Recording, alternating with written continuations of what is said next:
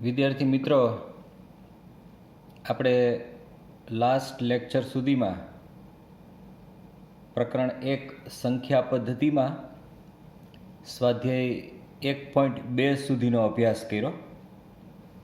હવે આપણે સ્વાધ્યાય 1.3 ગણવાનું છે. એ પહેલાં જે કંઈ સમજવાની મેટર છે એ આપણે પહેલાં સમજી લઈએ. અમુક મુદ્દાઓ અહીંયા મેં આપેલા છે, આપણે એક પછી એક એને સમજવાનો પ્રયત્ન કરીએ. એમાં આપણો પહેલો મુદ્દો છે, દરેક સમય સંખ્યાને P/Q સ્વરૂપમાં લખી શકાય છે, જ્યાં P/Q એમાં P અને Q છે એ ઝેડના સભ્યો છે અને Q 0 નથી. વારંવાર હું આ વસ્તુને બોલું છું કે 3/4 ધારો કે આપેલા છે, તો 3 અને 4 આ બે ઝેડના સભ્યો છે અને 4 છે એ શૂન્ય નથી, એટલે આ સમય સંખ્યા છે. હવે P/Q ને દશાંશ સ્વરૂપમાં દર્શાવવા માટે P ને Q વડે ભાગવામાં આવે છે. ધારો કે 3/4 મારી પાસે છે, આને મારે દશાંશ સ્વરૂપમાં બતાવવું છે, તો હું 3 ને 4 વડે ભાગું. બરાબર, અહીં ભાગ નથી ચાલતો એટલે સીધું પોઈન્ટથી શરૂ કરવું પડશે. 30, 7 ચોક 28, શેષ 2 વધે 0, 4 પંચા 20, 0 0. તો 3/4 છે એને તમે 0.75 આવી રીતે દશાંશ અભિવ્યક્તિમાં એને દર્શાવી શક્યા. તો દરેક સમય સંખ્યાને એના દશાંશ સ્વરૂપમાં દર્શાવી શકાય છે, પણ આવી રીતે દર્શાવવા માટે આપણી પાસે બે શક્યતાઓ છે. એમાં પહેલી શક્યતા એ છે કે 3/4 એટલે 0.75, 0.75, એમાં P/Q ને દશાંશ સ્વરૂપમાં દર્શાવવા માટે P ને Q વડે ભાગવામાં આવે છે. તો આપણી પાસે બે શક્યતાઓ છે. એમાં પહેલી શક્યતા એવી છે કે ભાગાકારની ક્રિયાના અમુક તબક્કા પછી શેષ શૂન્ય મળે છે, જેનું અહીંયા મારી પાસે ઉદાહરણ છે. 3/4 = 0.75, અહીંયા શેષ શૂન્ય મળી ગઈ. એટલે આ જે અભિવ્યક્તિ છે એમાં એ એકદમ શાંત અભિવ્યક્તિ થઈ ગઈ. હવે આગળ એક પણ સંખ્યા આપણે દર્શાવી શકીએ એમ નથી.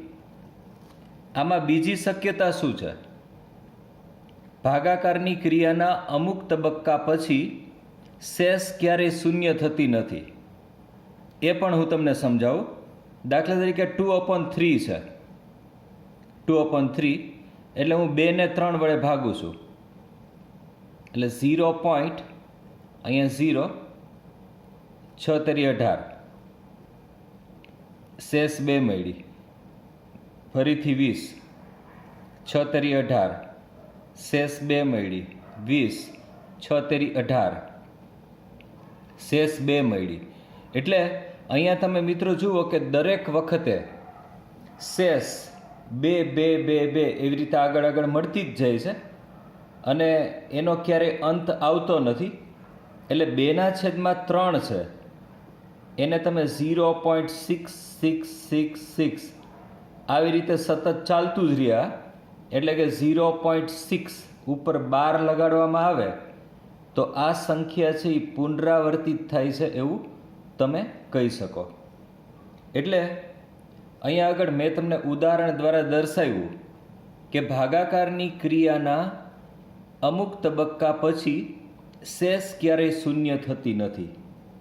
મેં 2 ને 3 વડે ભાગ્યા, બરાબર, તો આમાં શેષ મને શૂન્ય મળતી નથી. હજી આગળ પ્રક્રિયા ચાલુ જ છે અને તમે લાઈફ ટાઈમ આ પ્રક્રિયા કરો તો એનો કોઈ અંત જ નથી. આ ભાગાકાર આપણી જિંદગી પૂરી થઈ જાય પણ ભાગાકાર પૂરો થતો નથી. બીજો એના પછીનો મુદ્દો છે કે જે સંખ્યાની દશાંશ અભિવ્યક્તિ શાંત અથવા અનંત આવૃત હોય. જો આ જે ઉદાહરણ છે આ શાંત અભિવ્યક્તિ છે. 3/4 માટે મેં 0.75 મેળવ્યા, એ શાંત અભિવ્યક્તિ છે, બરાબર. અને 2/3 માટે મેં આ અભિવ્યક્તિ મેળવી 0.6666 અપ ટુ 6, એટલે આ અનંત છે. એટલે એ અભિવ્યક્તિ છે એ અનંત અભિવ્યક્તિ છે, પણ એને હું સાથે આવૃત પણ કહી શકીશ. આવૃત શું કામે? કારણ કે એકનો એક અંક રિપીટ થાય છે. ઘણી વખત એવું બને કે એક સાથે બે આંકડાઓ રિપીટ થતા હોય. અહીંયા દાખલા તરીકે 2 3 2 3 2 3 એવી રીતે સતત 2 3 જ આવતા જતા હોય, તો એ સંખ્યા પણ અનંત આવૃત જ કહેવાય, એ જે અભિવ્યક્તિ છે એ. એટલે આની અંદર કોઈ પણ સમય સંખ્યાની દશાંશ અભિવ્યક્તિ છે એ હંમેશા બે પ્રકારની હોય. એક શાંત અભિવ્યક્તિ હોય અને એક અનંત આવૃત અભિવ્યક્તિ હોય, પુનરાવર્તિત. આમાં તમને આની અભિવ્યક્તિ કરો તો મિસમેચ ન લાગે, એક જ સરખી સંખ્યાઓ આગળ આગળ ચાલી જતી હોય. બીજી વસ્તુ, આની અંદર કોઈ પણ સંખ્યા દશાંશ સ્વરૂપમાં અનંત આવૃત સ્વરૂપે આપેલ હોય તો તેને P/Q સ્વરૂપમાં લખી શકાય. માની લો કે અહીંયા 0.6666 આવી રીતે હોય તો આને મારે સમય સંખ્યાના સ્વરૂપમાં લખવી હોય તો હું લખી પણ શકું. આના વિશેના દાખલાઓ પણ આપણે સમજવાના છીએ કે અનંત આવૃત પ્રકારની અભિવ્યક્તિ આપણને આપેલી હોય અને એમાં એવું પૂછ્યું હોય કે એને તમે P/Q સ્વરૂપમાં દર્શાવો, તો આપણે એને એ પ્રમાણે પણ દર્શાવી શકીશું. આ સિવાય જો આ મુદ્દાઓ પણ સીધા દાખલાઓ ગણવા માટે અથવા તો ખાલી જગ્યાઓ પૂરવા માટે ખૂબ અગત્યના છે. જો સમય સંખ્યા 0.P સ્વરૂપે હોય તો તેને P/Q સ્વરૂપમાં લખી શકાય, બરાબર. તો અહીંયા એ જ થયું ને.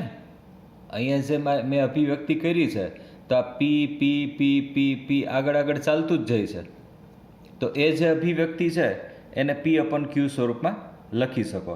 એટલે P/9 છે આમ જુઓ તો જો આ 9 છે, Q અને 9માં એટલો ફરક સમજજો. આના વિશે હું અહીંયા જ મારી પાસે ઉદાહરણ અત્યારે મોજૂદ જ છે, એટલે હું એ જ સમજાવી દઉં તમને. P/9, જો અહીંયા P શું છે? આ P એટલે 6 છે. 6/9, 6/9 એટલે આનો 2 વડે ભાગ ચલાવી શકો, 2 એટલે 3 દુ 6 અને 3 તેરી 9. તો જુઓ મિત્રો, સીધી સંખ્યા તમને મળી ગઈ. આ એની દશાંશ અભિવ્યક્તિ હતી, એ અનંત આવૃત છે. એને હું ડાયરેક્ટ P/9 સ્વરૂપમાં લખી શક્યો, બરાબર. અહીંયા Q અને 9માં ઘણો બધો ફરક છે, આ બધું સમજતા જાજો, બરાબર. અહીંયા જે છે એ 9 છે, ખાસ સમજો. જો સમય સંખ્યા PQ સ્વરૂપે હોય તો તેને PQ/9. જો અહીંયા અંશમાં છે એ PQ છે, આ બરાબર બેનો ડિફરન્સ સમજો, ને છેદમાં છે એ 99 છે, 99. આ સ્વરૂપે એને સીધું લખી શકાય. હું તમને કહેવા એ માગું છું, અહીંયા ઉદાહરણ આપું જ છું સામે. દાખલા તરીકે 0.23 આમ ચાલ્યું જાય છે. કોઈ એક સંખ્યા છે, મને ખબર નથી કે આનું P/Q સ્વરૂપ શું હોય. તો આનું P/Q સ્વરૂપ તમે ડેફિનેટલી 23/99 કહી શકો. આ જે મુદ્દો છે એને અનુરૂપ મેં એક ઉદાહરણ આપ્યું છે, બરાબર. તમામ ઉદાહરણો અલગથી આની ગણતરી કે રફ પેજ હું સાથે મૂકું જ છું, જેથી કરીને તમને ફરીથી ગણવા કે સમજવામાં ખ્યાલ આવે. આ મારું રફ પેજ છે, કારણ કે ગણિતમાં સાઈડમાં એક રફ પેજ બનાવવું પડે, ગણતરીઓ સાથે હોય એટલા માટે. એનાથી આગળ 3 સંખ્યાઓ રિપીટ થતી હોય, સમથિંગ લાઈક દાખલા તરીકે 0.123, 123, 123. આ જો 3 આંકડાઓમાં રિપીટ થઈ, અને આ અનંત આવૃત છે. અનંતય છે ને આવૃત છે, કારણ કે એક ધારું એક સંખ્યાનું ઝુમખું વારંવાર રિપીટ થાય છે. એટલે આને તમે P/Q સ્વરૂપમાં લખો તો 123/999 આ પ્રકારે એને લખી શકાય. તો અહીંયા PQR/999 એ સ્વરૂપમાં લખી શક્યું છે. ફરીથી કહી દઉં મિત્રો કે અહીં Q અને 9 એ બંને વચ્ચેનો ફરક બરાબર સમજો. છેદમાં જે સંખ્યાઓ છે એ 9 છે.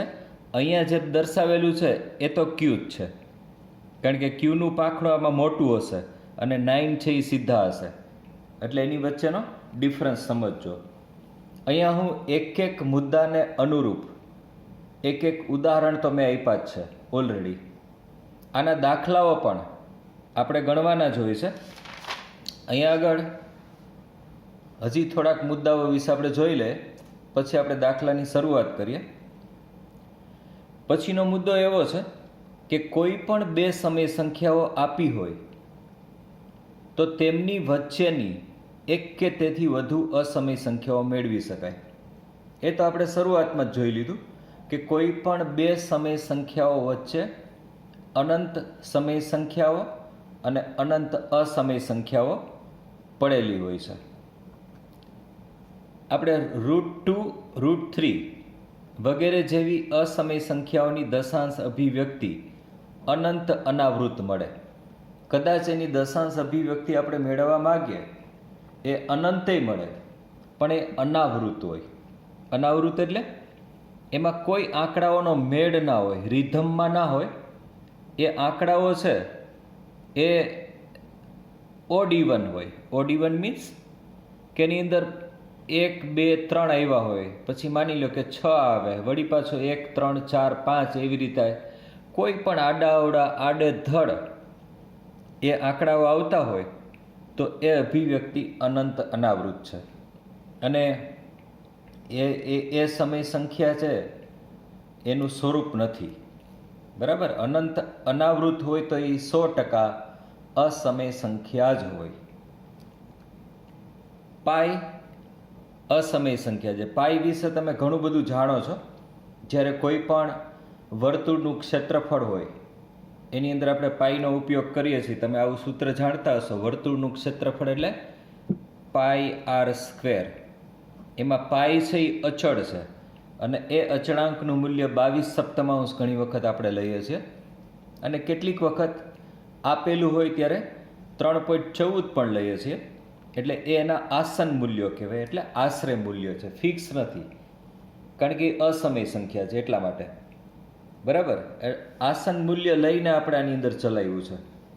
એટલે મિત્રો, સમય સંખ્યા અને અસમય સંખ્યા એની અભિવ્યક્તિઓ વિશે હું ટૂંકમાં તમને કહું કે જે સંખ્યાની અભિવ્યક્તિ, દશાંશ અભિવ્યક્તિ એ શાંત અથવા અનંત આવૃત હોય તો જ એ સમય સંખ્યા છે.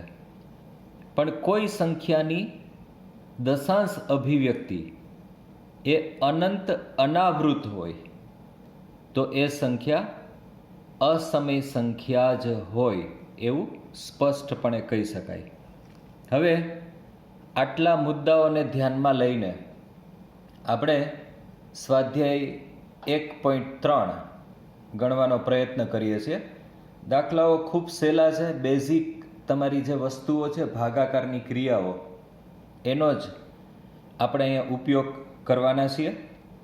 એમાં પહેલો દાખલો છે, નીચેની સંખ્યાઓને દશાંશ સ્વરૂપમાં લખો અને તે કેવા પ્રકારની દશાંશ અભિવ્યક્તિ છે તે જણાવો. આમાં પેલો દાખલો છે એ ખૂબ સહેલો છે, 36/100. આપણે એને દશાંશ સ્વરૂપમાં કેવી રીતે લખીએ? અહીંયા છેદમાં 100 છે, એટલે ઉપર આપણે પોઈન્ટ દેખાડવા હોય તો એકમ અને દશક બે મીંડા છે, એટલે 0.36 એ સ્વરૂપે લખી શક્યા. તો હમણાં જ મેં તમને ઘણા બધા ઉદાહરણ આપ્યા. 3/4 એટલે 0.75 આપ્યું ને ઉદાહરણ. તો અહીંયા 36/100 એ દશાંશ અભિવ્યક્તિ શાંત અભિવ્યક્તિ છે. આગળ એમાં આંકડાઓ રિપીટ થતા નથી, ત્યાં સ્ટોપ થઈ જાય છે, એટલા માટે એ શાંત અભિવ્યક્તિ છે. આપણે બીજો દાખલો લઈએ. 1/11. 1/11. 1ને મારે 11 વડે ભાગવાના છે. આ ચોખ્ખું આપણે કીધું એમ કે અંશને છેદ વડે ભાગો એટલે એનું દશાંશ સ્વરૂપ તમને મળે. તો એ આપણે જોઈએ. આ 1ને 11 વડે ભાગો, આપણે ભાગ ચાલતો નથી એટલે મારે અહીંયા 0 0 0 0 ઘણા મૂકવા છે. અહીં પોઈન્ટ લઈને મેં એવું દર્શાવ્યું છે, ખરેખર તો અહીં પોઈન્ટ નથી, આગળ જ સંખ્યાઓ લેવાની છે. તો એક 0 મૂકતા અહીંયા ભાગ હાલતો નથી, બીજો 0 મૂકો ત્યારે 11 9 99 એવી રીતે ભાગ ચાલ્યો, બરાબર. શેષ 1 વધી, ઉપરથી ફરીથી 2 મીંડા ઉતાર્યા એટલે 1 મીંડું ઉતાર્યું. 1 મીંડું ઉતાર્યું એટલે ભાગ નથી ચાલતો, 0. બીજું ઉતાર્યું 11 9 99 ફરીથી એ જ વસ્તુ, બરાબર. 199 એટલે આમાં 1 બચ્યા. તો 1/11 ઇઝ ઇક્વલ ટુ 0.090909. આમાં 09 રિપીટ થાય છે. જુઓ 09 09 09 જે રિપીટ થતું હોય એની ઉપર જ આપણે બાર લગાડેલો છે. એટલે આ પ્રકારે એની અભિવ્યક્તિ આપણે દર્શાવી શકીએ છીએ. આ અભિવ્યક્તિ છે એ અનંત આવૃત છે, કારણ કે એ અનંત સુધી ચાલે છે અને એક જ સરખા આંકડાઓ છે એ પુનરાવર્તિત થાય છે. એટલે એ દશાંશ અભિવ્યક્તિ અનંત આવૃત અભિવ્યક્તિ છે. અહીંયા આપણે ત્રીજો દાખલો લઈએ. જો ત્રીજા દાખલામાં 4.1 આ પ્રકારે છે, બરાબર. 4.1. અહીંયા 8 ચોક 32 અને 1 33, તો 33/8. એકચ્યુઅલી આપણી સંખ્યા આ છે. હવે 33ને હું 8 વડે ભાગું છું, બરાબર. તો 8 ચોક 32, શેષ 1 મળી, બરાબર. હવે આની અંદર અહીંયા આપણી પાસે 0 ઉતારીએ એટલે અહીંયા પોઈન્ટ મૂકવો પડશે. ફરીથી 8 × 8, 2 શેષ વધી, 0 ઉતાર્યો, 8 દુ 16, 20માંથી 16 ગયા, 4 શેષ વધી, 8 પંચા 40, શેષ થઈ ગઈ 0 0. હવે આગળ ભાગાકાર ચલાવવાનો નથી, એટલે 33/8 એટલે કે 4.1 એની આપણને અભિવ્યક્તિ મળી 4.125, બરાબર, દશાંશ અભિવ્યક્તિ. તો આ દશાંશ અભિવ્યક્તિ છે એ શાંત અભિવ્યક્તિ છે, બરાબર. આપણે ચોથો દાખલો જોઈએ. 3/13. 3/13. આ 3 13, આપણે 3ને 13 વડે ભાગીએ છીએ. સીધો આપણે પોઈન્ટ લીધો, ભાગ હાલતો નથી. અહીંયા 1 0 આપણે રાખીએ, 13 દુ 26 એવી રીતે ભાગ ચાલ્યો, શેષ 4 મળી, 1 0 ઉતાર્યું, 13 તેરી 39, 1 શેષ વધી, બરાબર. 1 0 ઉતારતા ભાગ ચાલતો નથી એટલે 2 0 ઉતાર્યો, પણ ભાગ નથી ચાલતો એટલે ત્યાં 0 મૂક્યો. 13 × 7 = 91, 9 વધ્યા, અહીંથી 0 ઉતાર્યો, 13 છક 78, 12 શેષ વધી, 0 ઉતાર્યો, 13 નવા 117, અહીંયા શેષ 3 મળી. જો શેષ 3 છે અહીંયા 3 ને 13 વડે ભાગ્યા. હવે ફરીથી એ જ વસ્તુ આવી કે 3 ને 13 વડે ભાગશું. મતલબ એવો થયો કે આ બધા આંકડાઓ ફરીથી રિપીટ થશે. 3 ને તમે 13 વડે ભાગો તો ભાગાકાર તો આગળ આગળ આગળ આગળ ચાલતો જ જશે, એનો અંત ક્યારેય નહીં આવે. આ બધી સંખ્યાઓ રિપીટ થતી જશે. એટલે આ 3 ને 3 6 સંખ્યાઓ ફરીથી તમે ભાગો તો પાછા અહીંયા 2 આવે, 3 0 7 6 9, ત્યાં પહોંચો તો પાછી શેષ 3 બધી હોય, પાછો ભાગાકાર કરો એટલે આ 6 સંખ્યાઓ જ રિપીટ થતી રહે ભાગાકારની અંદર. એટલે અહીંયા મેં દર્શાવ્યું છે કે 3/13 એનો આ ભાગાકાર. જો અહીં સુધી આ સંખ્યા આવી, પાછી રિપીટ થઈ, પાછું એવું જ થાય. આ પ્રક્રિયા સતત ચાલતી રહે છે. એટલે આની અંદર કેટલા આંકડાઓ રિપીટ થયા? આ 3 ને 3 6 આંકડાઓ, એટલે બધા ઉપર મેં આ 12 મૂકી દીધો. એનો અર્થ એવો નીકળે કે આ સંખ્યાઓ ફરીથી રિપીટ થાય છે. એટલે આપણે લાંબી લાંબી લાંબી સંખ્યાઓ દર્શાવવી ના પડે, ટૂંકમાં એનું આ સ્વરૂપ દર્શાવી શકાય. એટલે હવે તમને ખ્યાલ આવ્યો કે આ જે અભિવ્યક્તિ છે, દશાંશ અભિવ્યક્તિ, એ અનંત આવૃત છે. આમાં અત્યાર સુધી જે 4 સંખ્યાઓ લીધી એમાં એક પણ સંખ્યા અસમય સંખ્યા નહોતી. આપણે એની દશાંશ અભિવ્યક્તિ થોડીક કઠિન થાય, પણ અહીંયા આપણે સમય સંખ્યાઓ માટે જ વાત કરી હતી કે આ સંખ્યાઓ છે એની અભિવ્યક્તિ શાંત છે કે અનંત આવૃત છે, એ આપણે ચકાસવાનું હતું. મિત્રો, આટલા દાખલા પછી મને અપેક્ષા એવી છે કે તમને ચોક્કસ 2 દાખલાઓ આવડે જ. એટલે હું તમને 5મો અને 6ઠ્ઠો આના પેટા દાખલાઓ છે એ જાતે ગણવા માટે આપું છું. અહીંયા ઉદાહરણો તમારી પાસે ઘણા બધા છે, તમે જાતે પ્રયત્ન કરજો. એક વખત ના આવડે તો સેકન્ડ ટાઈમ એની ટ્રાય કરવાની. Try and try until you success. Okay, ફરીથી આપણે નવા વિડીયો સાથે મળશું. આવજો મિત્રો.